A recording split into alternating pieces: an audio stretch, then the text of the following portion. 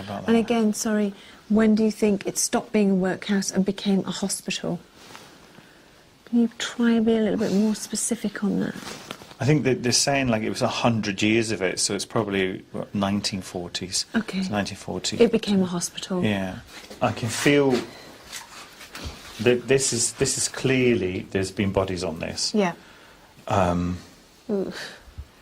Because I can feel people busy and about doing what I guess we call autopsies these days. I don't know what they call them like that. But what I'm actually quite pleased to see, there's a sense of serenity about it. There's in my head, it's not a, do you know what I mean? It's taken seriously, in other words. There's a great sense of serenity to it, as there should be, you know. The only thing that concerns me down here is one shadowy, your classic shadowy black figure. Nice. And I can't, what I hate about these figures is you try to get in to find out what and who, and it's just a blackness of a shape that moves around. Well, why is he here? I think he worked here. Or did you die here? No. What? He's tapping. I just got an impression of him lying here, and the word's not dead. Oh, that's horrible. Oh, that's really horrible. Right. So he wasn't dead. So they might have started cutting him and he wasn't dead. Oh. That's the impression I got. Absolutely clear as a bell, they said in my ear, not dead. And that's what I take to be. So in terms of him being quite a nasty figure, or at least this dark shadow, then there's an element of revenge? Well, certainly that's why, because, you know, classically we know that mortuaries and graveyards aren't always the most haunted places because the soul has usually departed. But that's why he's here. That's why, because the soul departed here. Now, earlier on in the day, when we were doing some filming, a couple of things were thrown in here. Right. So that could have been him. Can you throw something? Ask him to throw something. So can you throw something just to let us know, show us physically that you're here?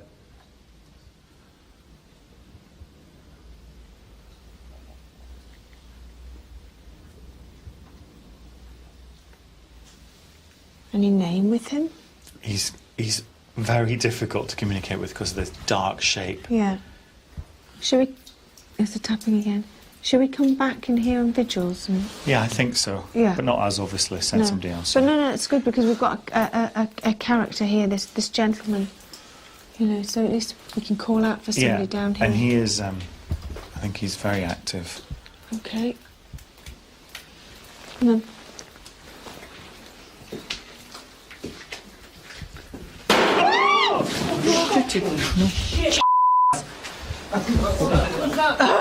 Something smacked.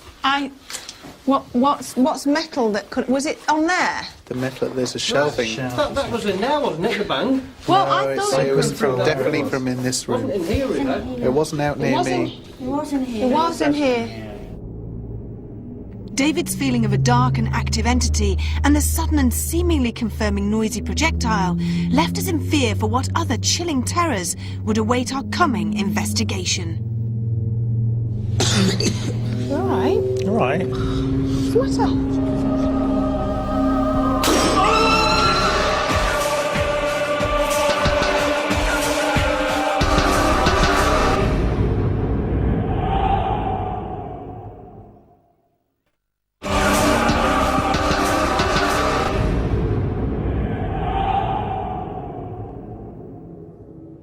The oppressive atmosphere of Stockport Workhouse had firmly insinuated itself into the collective psyche of an already fearful team.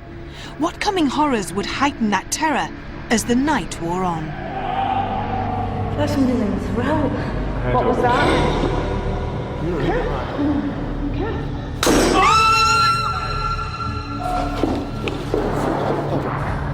With trepidation, David, Carl, Kath and myself took part in a seance and attempted to draw out the lurking spirits. I've got, my head is bursting with it because I'm trying to use, I'm trying to communicate them using my mind because I'm not so sure they understand us, you know what I mean? So I'm trying to use my head and I'm getting into their head and I'm just getting really confusing thoughts of, and it is stupid things. One's thinking about sitting by a river. The other one's thinking about space rockets. I mean, it's all really bizarre, obscure stuff. Right, Carl? God, I just got tired really quickly. You just had stroking in car like that. Really? Yeah. That's interesting, isn't it? The stroking, because some of them are very tactile.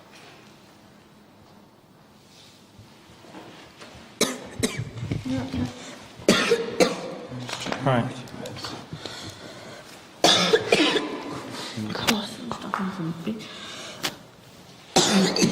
You all right? All right. What's up? Like something's in my throat. You all right? In that case, talk. Just say, is there anybody there? Just talk. Try and talk. Is there anybody there? I've just been trying.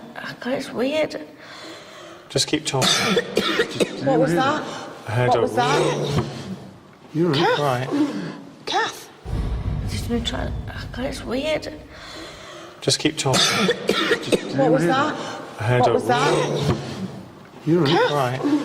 Kath? You all right? Oh God, that's weird. Did you need some water? There was a groan as well. There was, we heard it. Did it?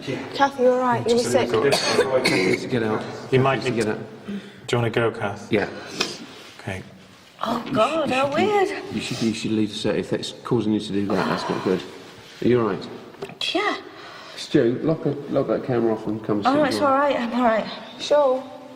You sure? Oh God, yeah, that was weird. Yeah, I'm all right now. Sure? I couldn't breathe. It's like something was on my throat there, like that. It's what they squeezing do. it? Yeah. It's what they do when they try and manipulate your voice box. The strange effect on Kath left her shaken, but with no lasting harm. Pressing forward with the investigation, David, Kieran and Ian set out to the upper floor of the women's wing.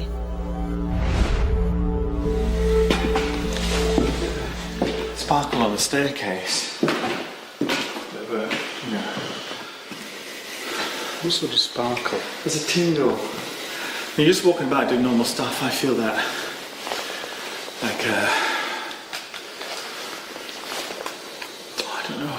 You know when your hair's on your back of your arm, stand up? Yes. It's like that, but it's right over me. It's completely over me.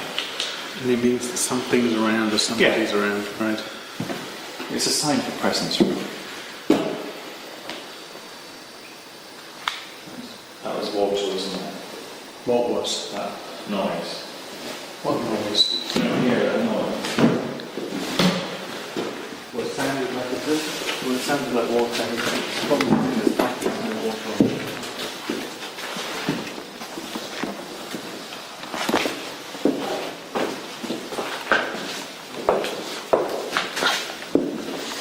Oh, God.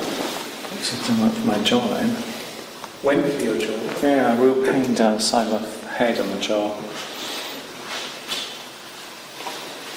Why is that? Is that done now? Telling you that that's the sort of... It's a condition, yeah. With so much having happened, David, Carl and I set up an experiment using Kieran as a cipher. Our feeling is that Kieran's scepticism could block potential contact with the paranormal.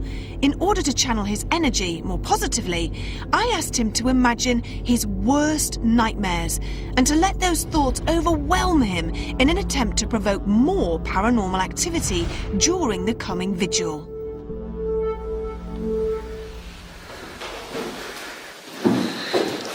Should we call out? Not like in that. No, I just can't tell if that door's open or not. All right. Or the one across the way. I don't think it's shut. Thinking. Hello. Good. Good man. What's there? Okay. Should we call out?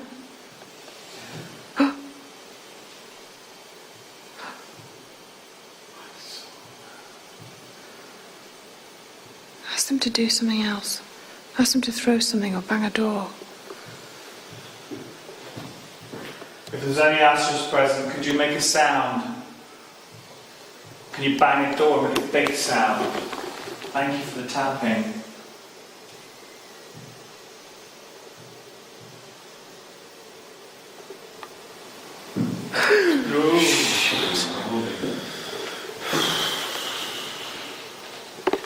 Should we continue